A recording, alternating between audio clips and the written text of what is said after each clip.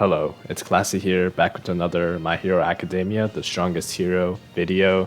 And today we'll just be doing some gameplay and I'll be giving my basic review of this game for players that might be interested but haven't necessarily started the game yet and want some opinions on it.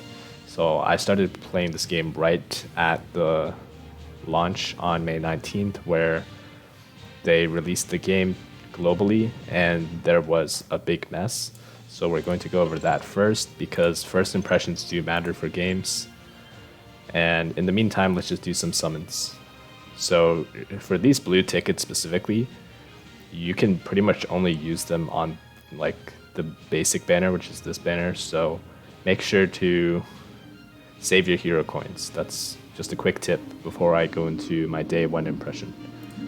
So on day one, there was definitely a lack of communication between the devs and the players because the guest accounts were not working, and I don't think they work right now either. So if you created a guest account and you wanted to link it to your email, your Apple ID, or etc., it really wasn't going to work because there was just something wrong with the backend there.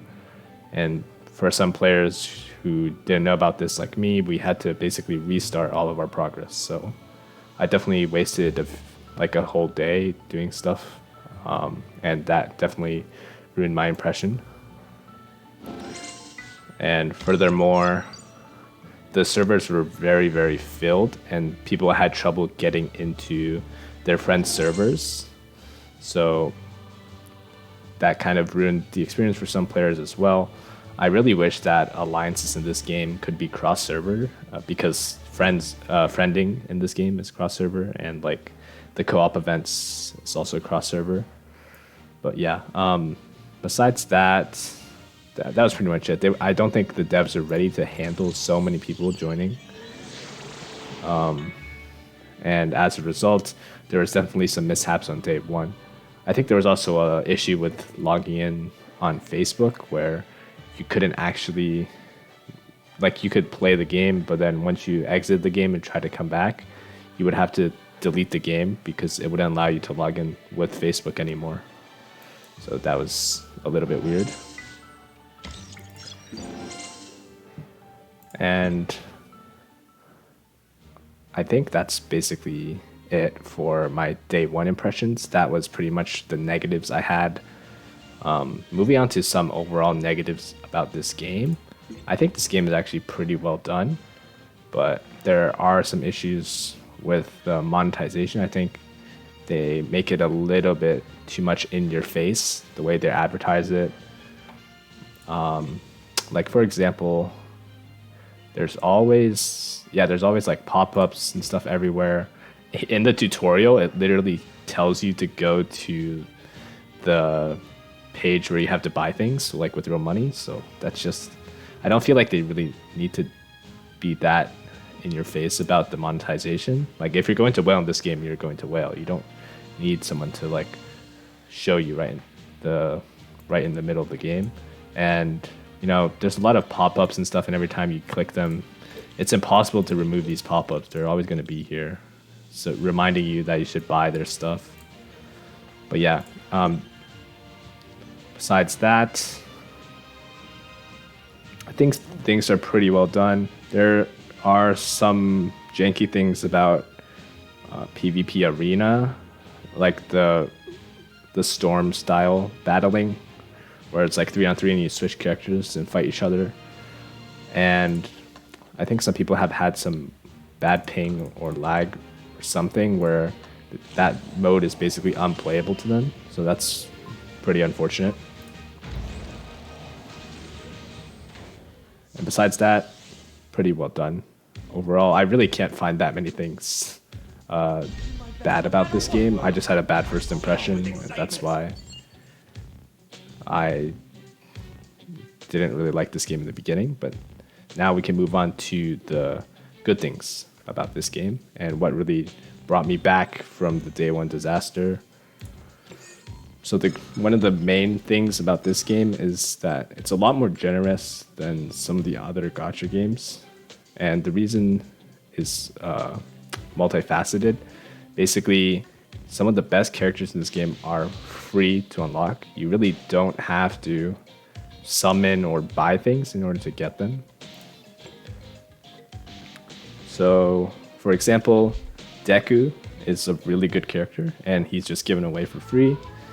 And the cool thing about characters like Deku, even though he starts off as a B tier hero, you can actually upgrade him to just as high as the S tier heroes if you just grind the game out.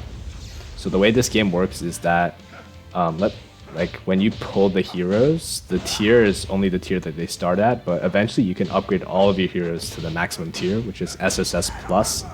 So let's say, well, for me, I pulled Tokuyami during my reroll, right? So he started off as an S, but I have to upgrade him to SSS plus.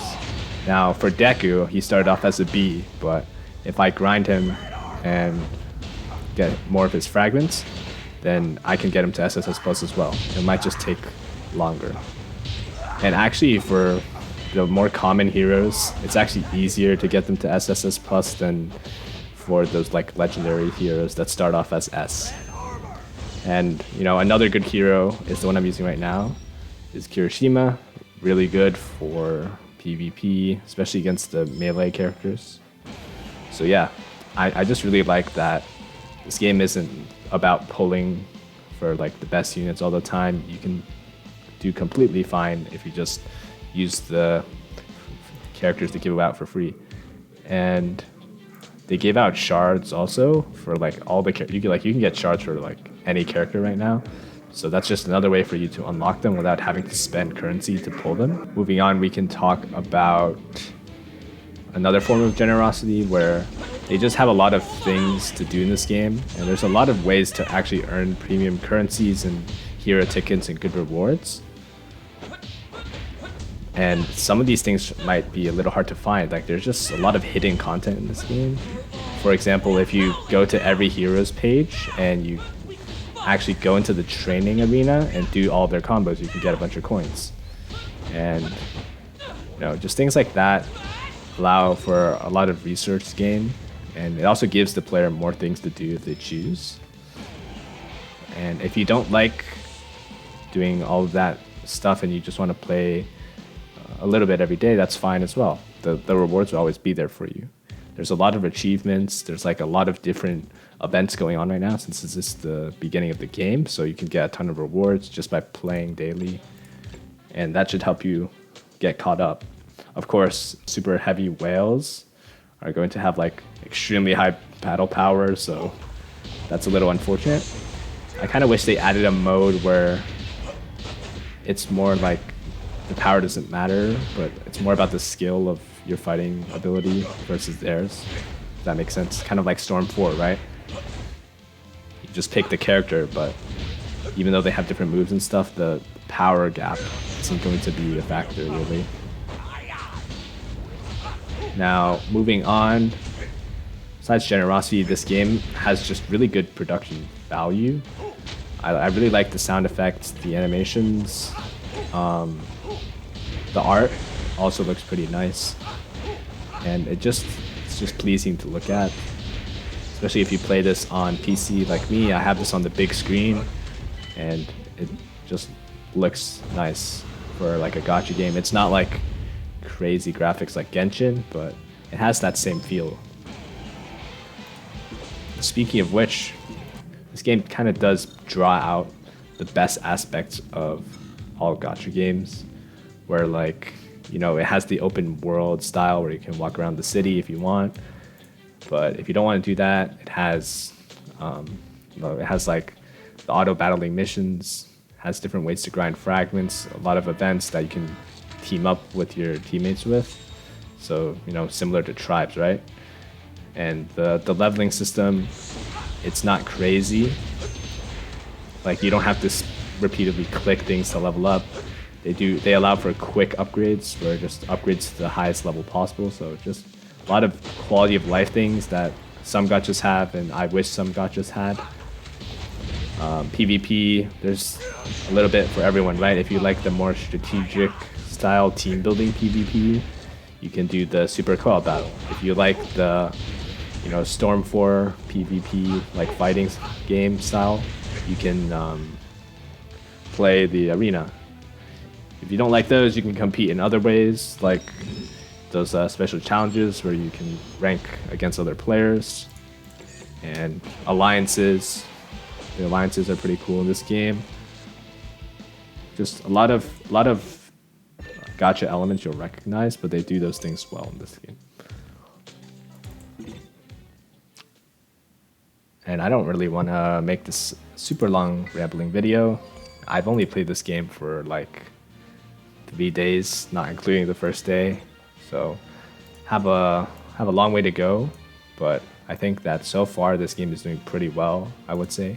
Of course, it's really hard to get things perfect, but now I guess I'll move on to a special tip. Make sure to go to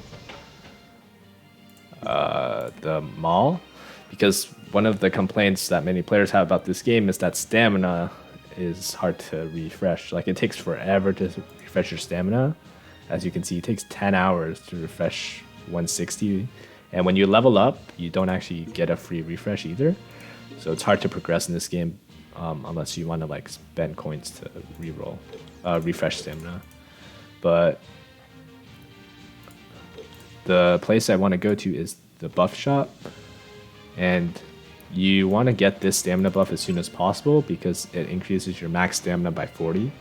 So try to do that. Make sure you don't forget about this. It's pretty useful.